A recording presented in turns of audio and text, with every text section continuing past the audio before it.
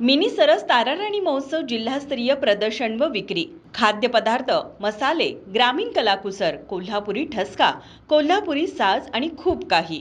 प्रदर्शनाला नक्की भेट द्या. दिनांक 14 ते 18 मार्च 2026.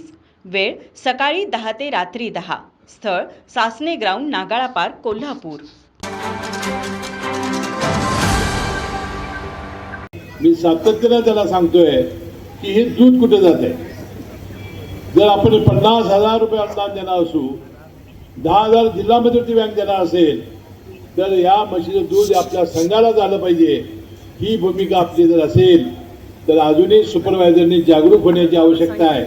अजून गोकुळचे ठराव गोळा करायला वेळ आहे, तर त्यांनी यामध्ये लक्ष घालावं आणि थोडंसं या व्यवसायाकडे सुद्धा बघावं एवढी विनंती मी या निमित्ताने करणार आहे. आम्हाला शेतकऱ्यांचा सातत्याने ध्यास लागलेला आहे.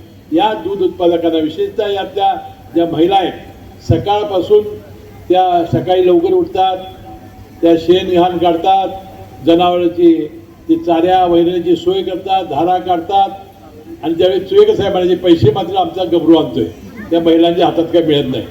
म्हणून मागे एक योजना निघाली होती की म्हशीचं बिल आणि गाईच्या दुधाचं बिल महिलेच्या नावावर द्यायचं. परंतु त्याचं काय झालं अजून मला कळालं नाही. परंतु चुयेकर साहेबांचं स्वप्न होतं, जनावर, शेतकरी आणि दूध उत्पादन हे त्यांचं दैवत होतं.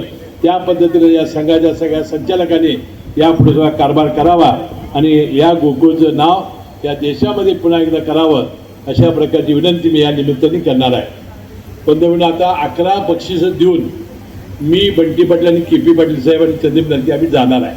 कारण जिल्हा परिषदेची निवड ही मंगळवारी आहे आणि आम्हाला अजून बैठक व्हायची आहे. मग मला अध्यक्ष निवडण्याची बैठक आहे आणि बंटी पाटला विरोधी पक्ष कोण नेता निवडायचा त्यांची बैठक आहे. त्यामुळे आम्हाला दोघांना जायला लागणार आहे. त्याशिवाय की आज संध्याकाळी मुख्यमंत्री आवाडे आणि यड्रावकरांच्या लग्नाला येणार आहेत. कागलला त्यांचा समारंभ आहे. त्या कार्यक्रमाच्या तयारीची सुद्धा आम्हाला व्यवस्था करायची आहे.